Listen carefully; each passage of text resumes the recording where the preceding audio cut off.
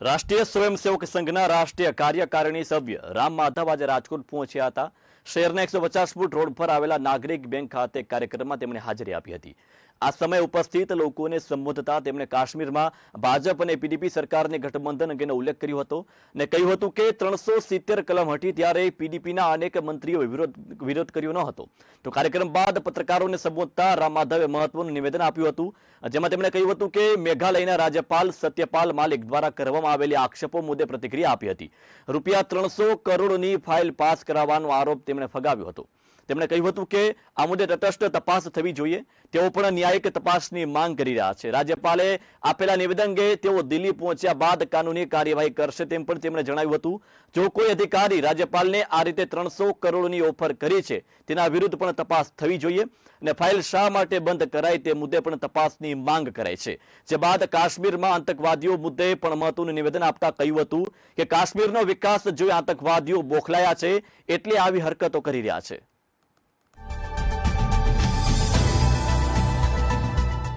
मेघालय के राज्यपाल सत्यपाल मलिक जी ने कुछ आरोप अप्रत्यक्ष रूप से किए हैं कि मेरे नाम से कोई वहाँ जम्मू कश्मीर में एक फ़ाइल थी जिसके लिए कुछ पैसे देने का बात हुआ था।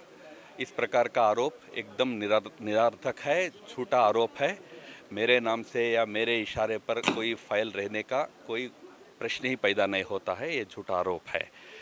मैं चाहूँगा कि इस विषय पर जांच हो और जो उस समय फाइलों का मूवमेंट हुआ था, जो डील्स कैंसिल हुए थे, जो डील्स बनाए गए थे, उन सभी पर एक अच्छा इन्वेस्टिगेशन हो।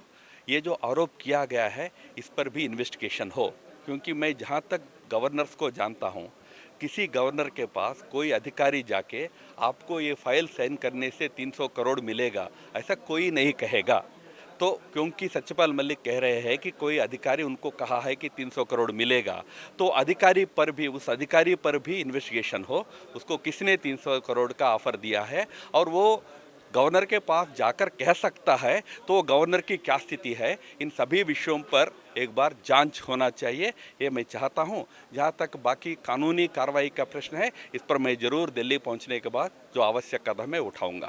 कश्मीर में हिंदू या मासूम लोगों की, हिंदू भी है मुसलमान भी है, मासूम लोगों की जो हत्या हो रही है यह केवल आतंकवादियों के बौखलाहट का ही परिचय है।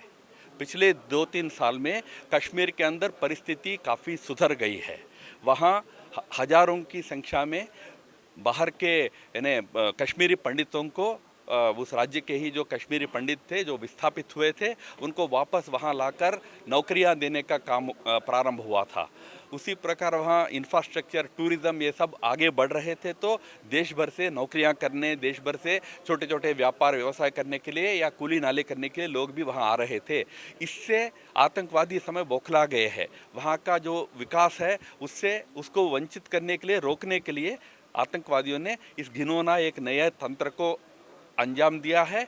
सुरक्षा फोर्सेस उसको भी ठीक से हैंडल करेंगे।